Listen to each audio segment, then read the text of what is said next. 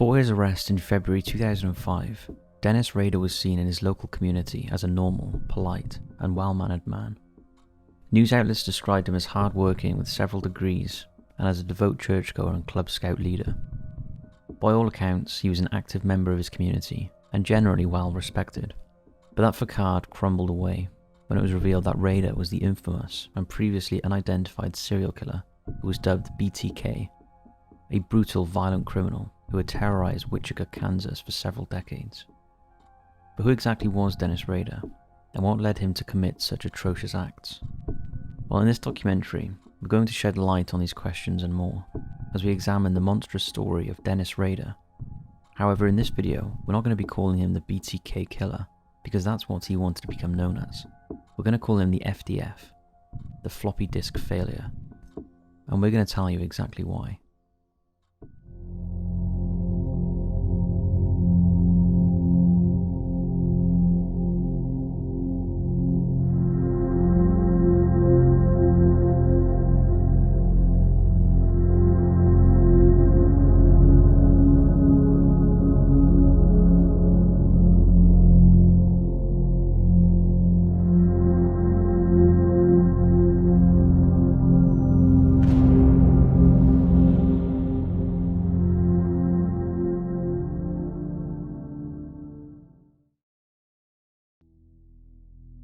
Early life.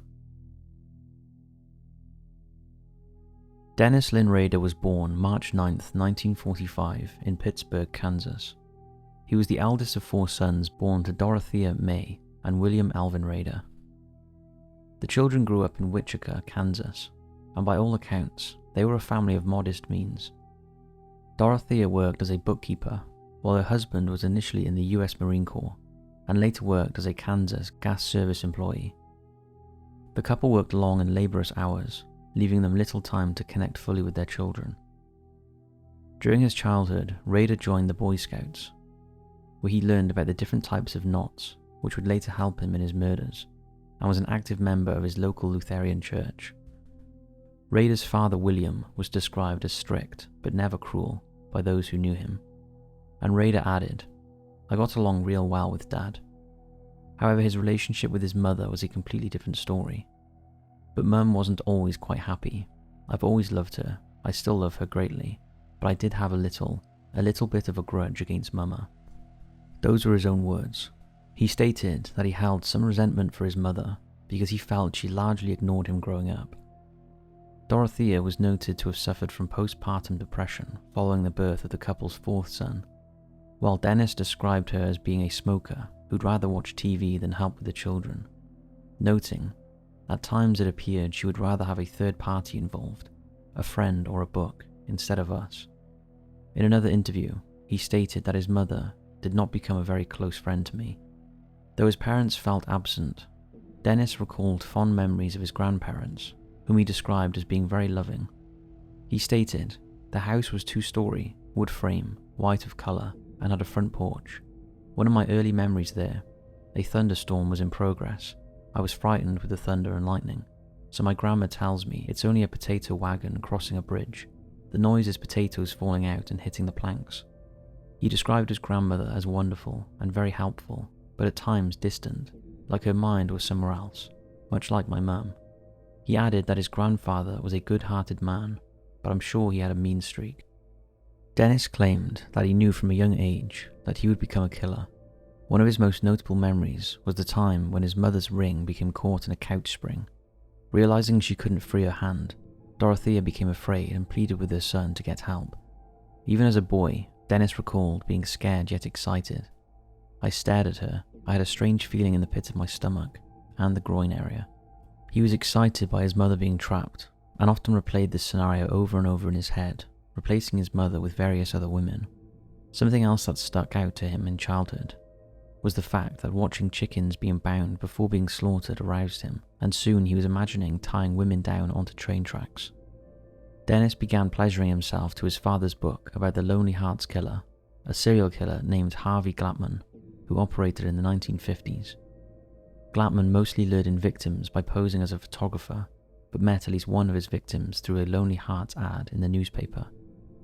Dennis referred to the serial killer inside of him, the part of him that took pleasure in these things and enjoyed violent sexual fantasies, as the Minotaur. Dennis attended Riverview Elementary School, where he struggled to maintain average grades, sometimes dipping below. He was seen as a shy and introverted student who didn't make connections with his peers easily. He disliked talking in front of groups of people and was slow when reading.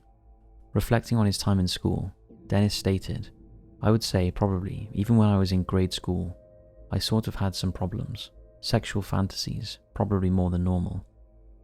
Forensic psychologist Dr. Tony Roark, who worked to examine Rader following his arrest, believes that something occurred very early on in his life which would cause Dennis to link death with sexual pleasure, stating, "If Rader was completely honest, I am sure that we would find some sort of childhood event that Rader immediately associated with feelings of sexuality. Somehow, very early on, Rader encountered an event where he ultimately linked sexual pleasure with watching a living creature suffer and die. And after that first encounter, he probably began to work very hard to nurture those feelings." Like most serial killers, Dennis toyed with harming and outright killing animals in his youth. He recalled a woman named Betty who was married to his father's cousin, who read a lot of poetry and enjoyed word puzzles. She also, Rader stated, hated cats.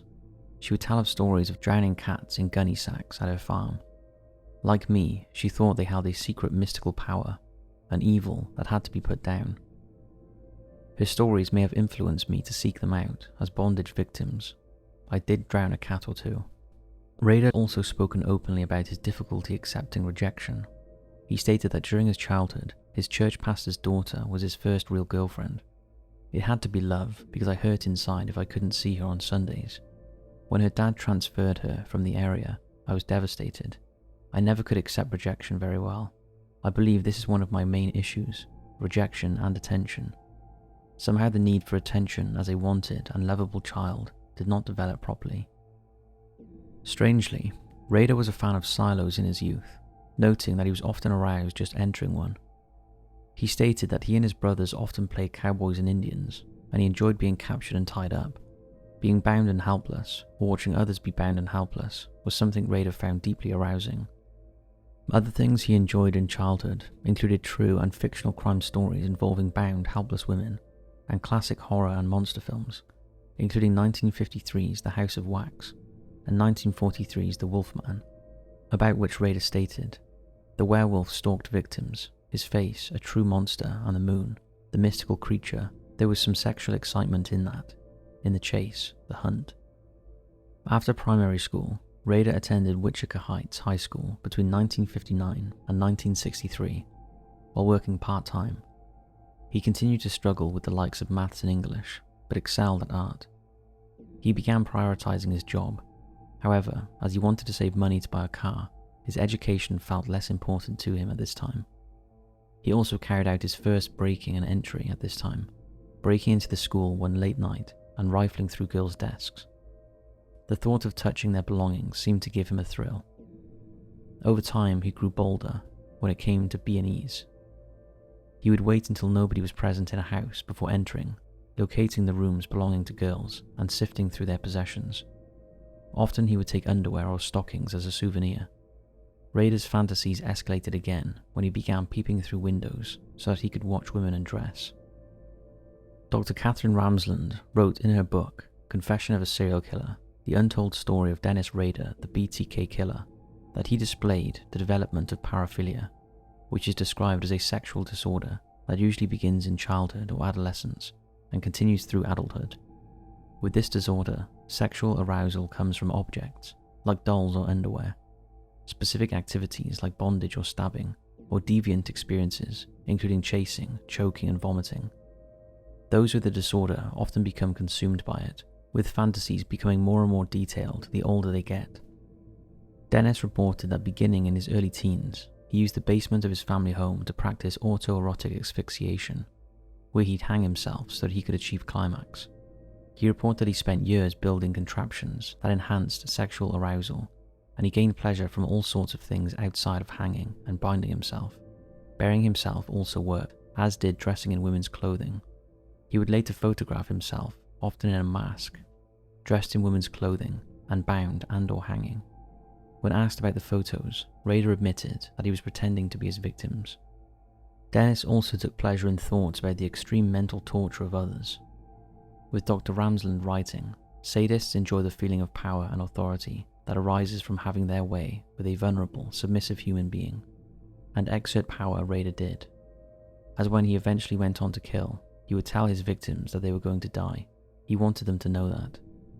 Dr. Ramsland added that paraphilias develop as the sexual instinct gets coupled with other experiences. Once set, they become the primary form of arousal, and it becomes difficult to shift to more normal experiences. Following his 1963 graduation, Rader worked at a local grocery store, and in the summer of 1966, at the age of 21, he joined the US Air Force. Some have speculated this was to avoid being drafted into the Vietnam War. He served 4 years before being discharged in 1970, and less than a year later, he met Paula Dietz, marrying her on May 22, 1971. They would eventually have 2 children. 2 years later, Rader gained employment with Cessna, a small aircraft manufacturer. Around this time, he earned an associate degree in electronics engineering technology, after which he enrolled at Witchita State University and began working towards a bachelor's degree.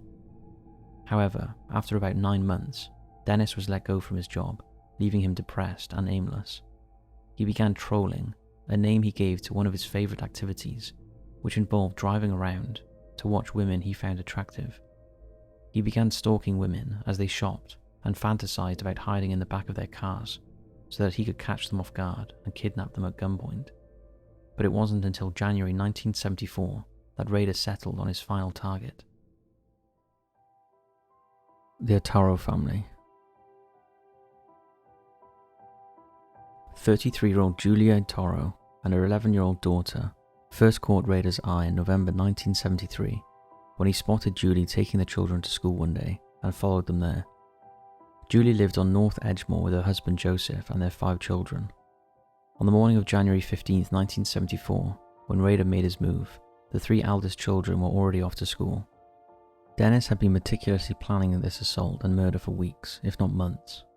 He had spent time gathering his hit kit, which included a gun, knives, hoods, cords, tape, plastic bags, gloves, and an assortment of breaking and entering tools.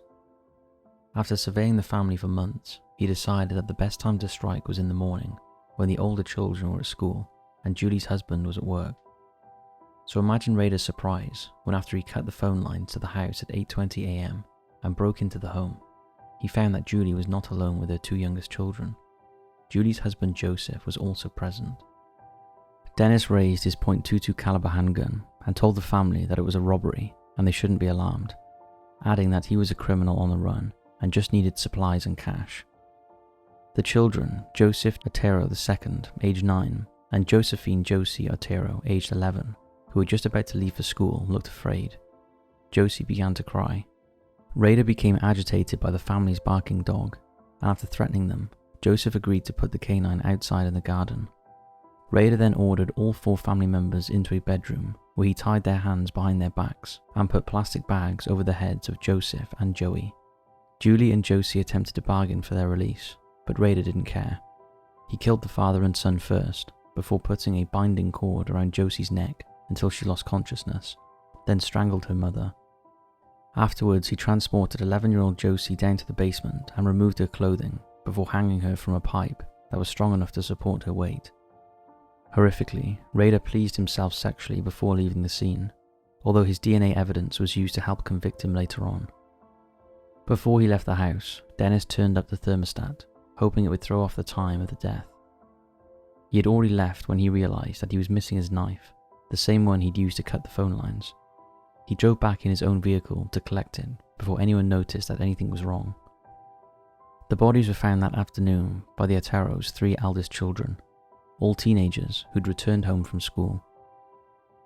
Inside the house, a handbag had been emptied and a billfold with nothing inside was found. A watch belonging to Joseph and Joey's radio were both missing. The family's car was gone from the driveway and was located later that evening, about half a mile away, parked at a grocery store. Reflecting on his first murder, Rader stated that though he had doubts about killing the Ontero family, he felt he had to go through with it because they could ID him. "I wore no mask, although I had one, and maybe I had forgot to pull it down. It was a stocking cap-type ski mask. I felt like leaving them as they were, but something dark told me to murder them. They could recognize me, and I made a decision to go ahead and put them down, to strangle them. Afterwards, Dennis recalled thinking about his own moniker, setting on BTK, bind them, torture them, kill them.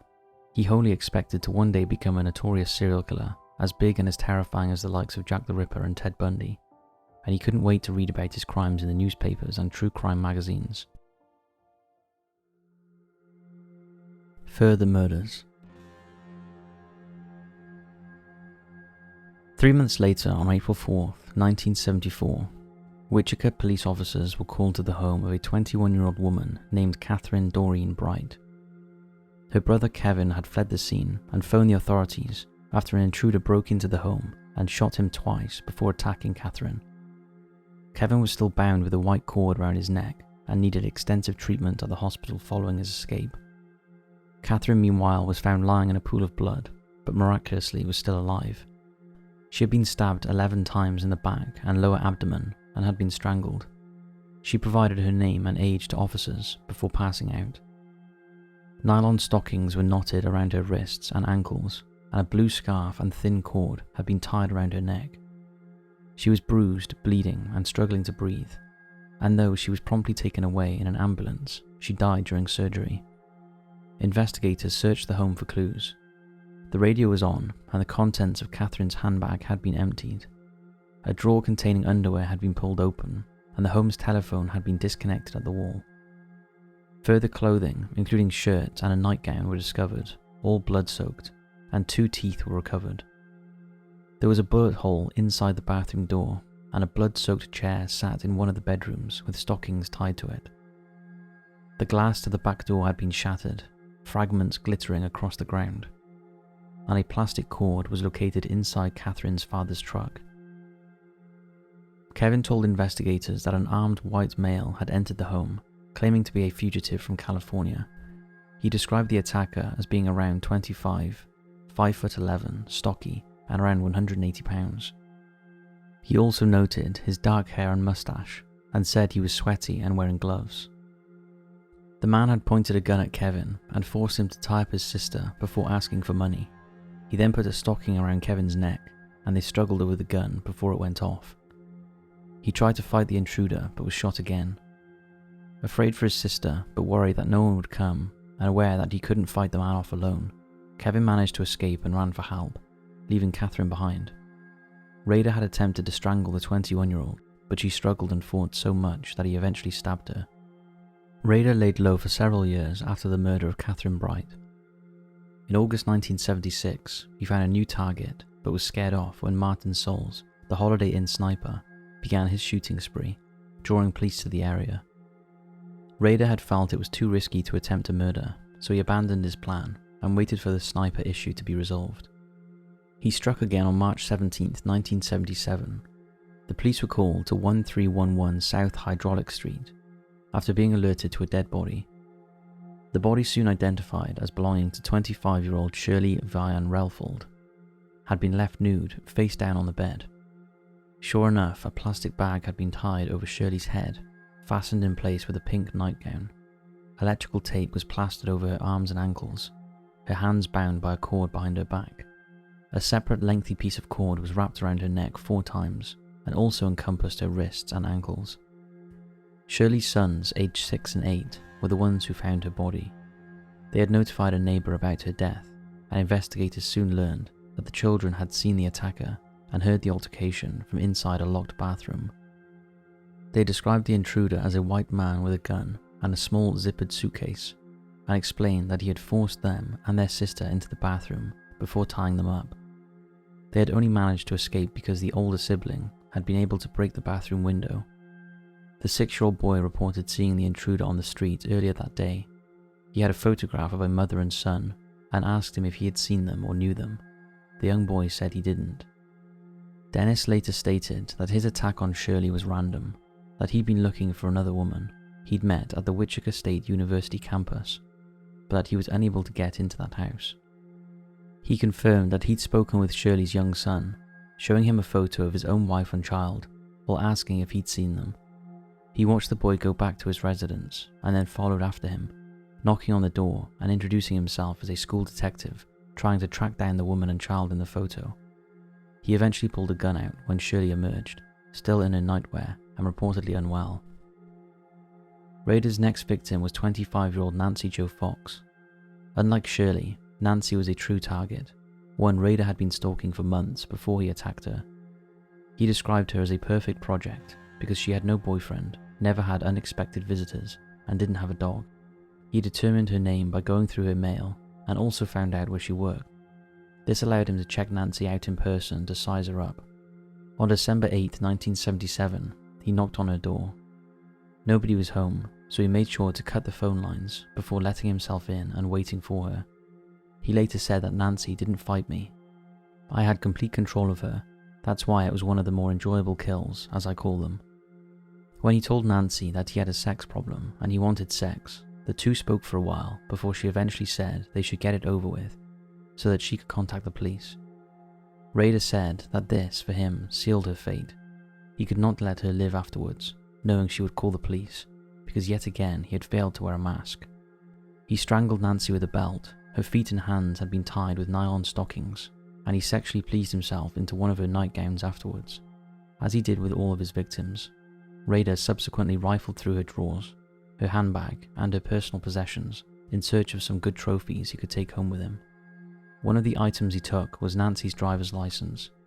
The next day, he contacted the authorities from a phone booth and informed them that they would find Nancy's body at her address. As previously mentioned, Dennis adored the idea of gaining infamy through his murders. On January 31st, 1978, he sent a poem he'd written about Shirley Vian Relford to the Witchita Eagle, a local newspaper, but became frustrated when it received no media coverage. He subsequently penned another poem, this one about Nancy Fox, and sent it along with a letter to the TV station Cake in Witchita. In the opening portion of the letter, which was riddled with spelling errors, he wrote, "I find the newspaper not writing about the poem on vein unamusing. A little paragraph would have been enough." Rader went on to anonymously claim responsibility for the murders of Nancy, Shirley, Catherine, and the 4 Ontero's family members, and also suggested possible monikers for himself, including BTK and variations of it. He claimed he'd been driven to kill by Factor X, something he refers to time and time again as being the reason why he is so violent and callous. He would later collaborate with Dr. Ramsland so that she could discover his Factor X. Ramsland, however, told the media that Rader doesn't like that it wasn't that hard. He wants it to be this intense, deep mystery that no one will ever quite access. She added that Rader ultimately isn't that mysterious.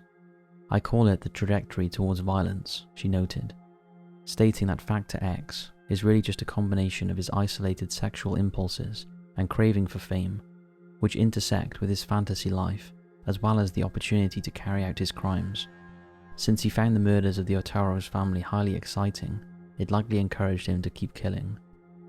Dennis requested in his letter that the police send him a hidden message, as he had included so many notable details in the piece of writing.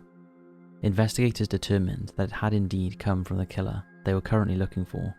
In response to his request, Cake flashed a subliminal message one evening, with the message lasting just a split second. It read, "Now call the chief," with a drawing of a pair of glasses, the same ones recovered from the Nancy Fox crime scene. The police hoped Rader would turn himself in, but he didn't. On April 27, 1985, 53-year-old Maureen Hedge failed to show up for work. Since this was uncharacteristic of her, a concerned co-worker called her son, who went to check on the older woman. He noticed bizarrely that her car was gone, and he couldn't fathom where she would have been when she was due in at work. Still, the son waited until the following day to report his mother missing, as he was still unable to get hold of her. The phone lines at Maureen's house had been cut, and investigators learned that she was last seen on April 26th at around 1 a.m. when a male friend left her house. On May 2nd, her car was discovered locked and abandoned at a shopping centre at 21st and Woodlawn. It had been there untouched since April 27th. The 53-year-old's handbag was located next, at 37th and 143rd. Maureen's body was finally recovered near Webb and 53rd North, covered in foliage and grass, and was accompanied by the remains of a dog and a pair of knotted tights. Maureen's cause of death was listed as strangulation. Because the circumstances of Maureen's death differed somewhat from Dennis Rader's usual scenes, he was not initially linked to her case. His MO always involved him leaving the body inside the house. As a result, police first turned their attention to a male friend who'd left Maureen alive in the early hours of April 26th. Rader would later confess to her murder, stating that he waited hours before striking.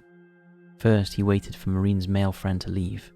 Then he waited until the 53-year-old fell asleep, before he turned on the bathroom light, jumped on the bed and strangled her manually. He stripped her and tied her up after death, and then stole several trophies before wrapping the body in blankets and transporting her into her own car. He took Maureen's body initially to his church, where he tied her up in different positions and took photographs using a Polaroid camera he had shoplifted. He moved the body back to the car and drove to the dump site, where he pushed Maureen's body out and abandoned it. In 1986, Rader struck again. On September 16th, he strangled 28-year-old Vicky Weggerl to death with a nylon stocking at her home. He took several photographs of her corpse using his stolen camera. Vicky was found by her husband after he came home from work. Their 2-year-old son was thankfully unharmed. Vicky's feet had been bound with a leather lace, and her hands were tied behind her back. A leather shoelace was also found beneath the nylon stocking around her throat. The couple's car was missing from the driveway and would later be found in a store parking lot a few blocks from the home. Rader's final victim. Between 1974 and 1988, Rader worked for ADT Security Services, where part of his job required him to install security cameras in homes. Many of the alarms were installed following the breaking story that a serial killer was on the loose. In 1991, he became a dog catcher and a compliance officer in the suburb of Park City. Those who knew him at the time remembered that he was far too over-enthusiastic and was extremely strict. He seemed to derive great pleasure from harassing single women. One neighbor even recalled that he had killed her dog for no reason. Still, by most accounts, he was seen as a stand-up guy in his local community. He was quiet and well-mannered for the most part, and was the president of the Christ Lutheran Church Council.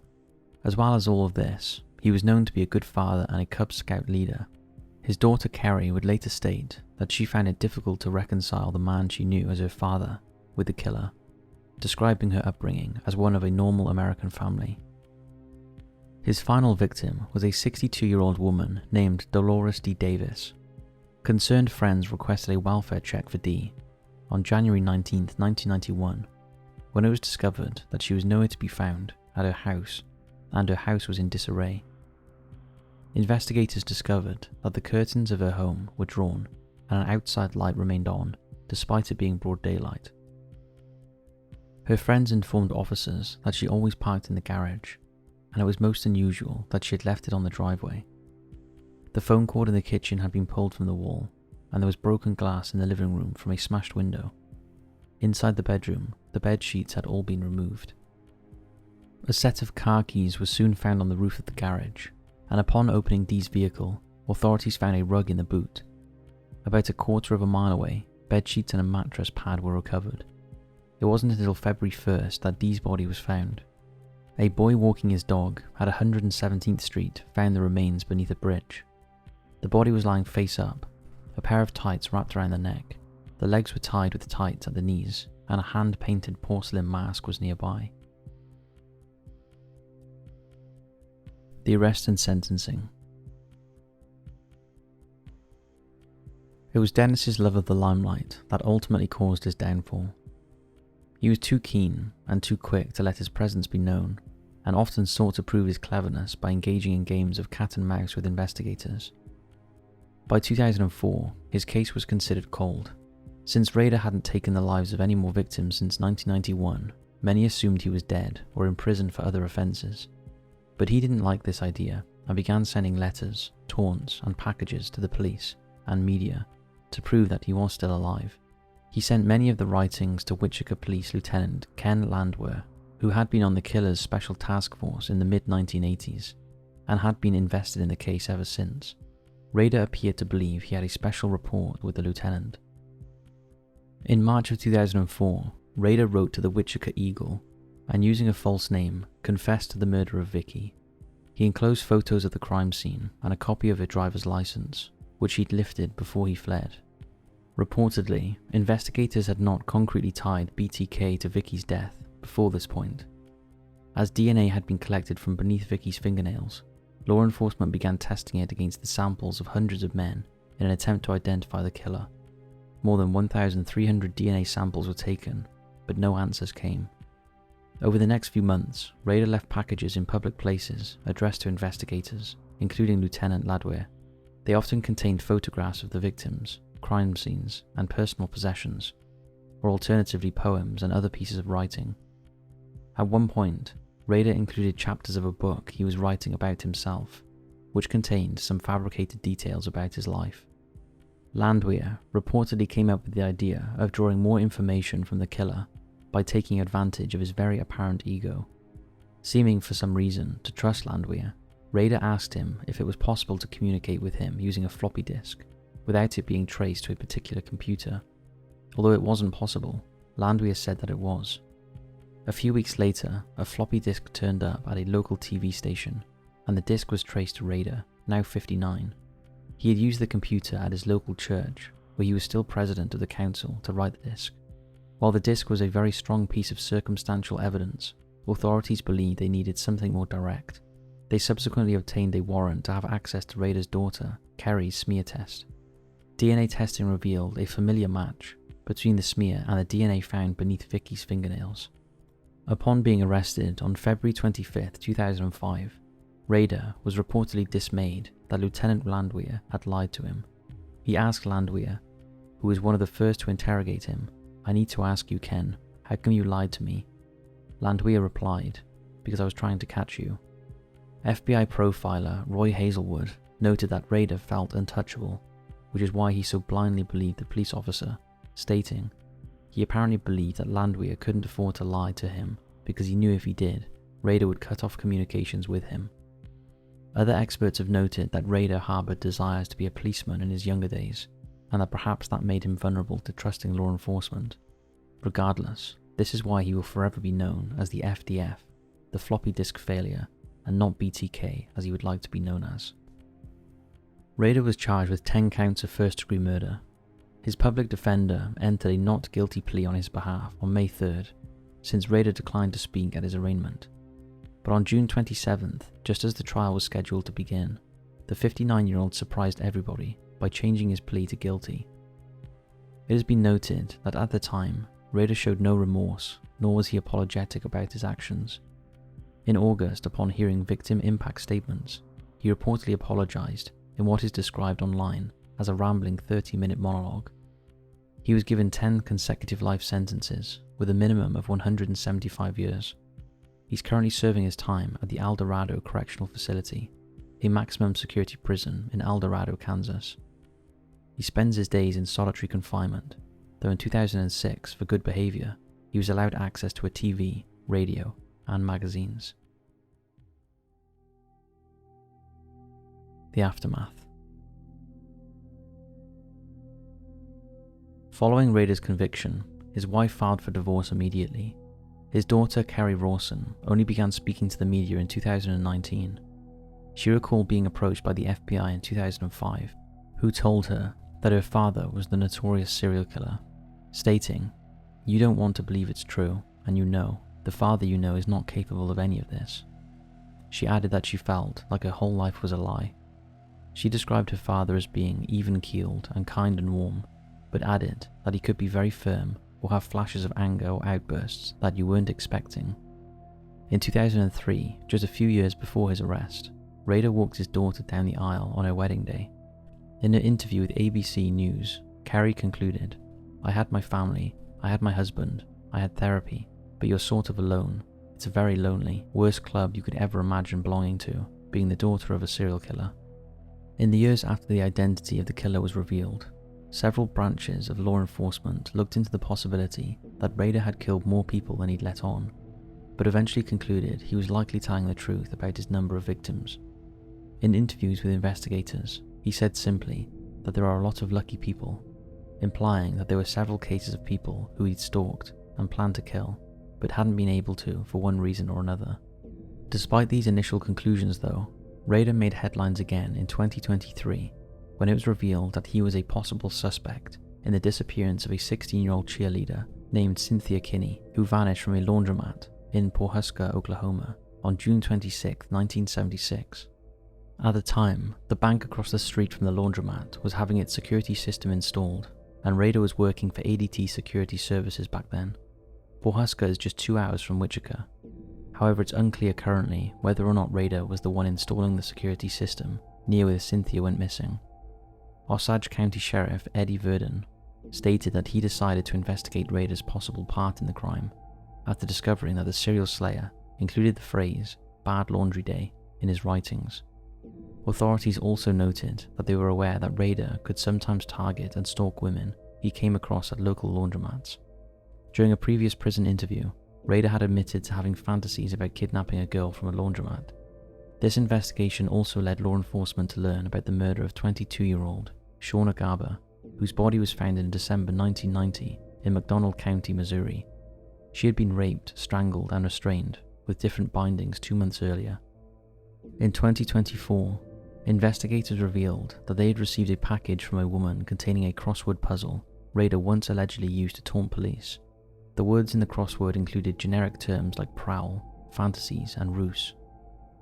But a new review of the crossword revealed the names Cindy, Kinney, and Keheka, the location where the laundromat was.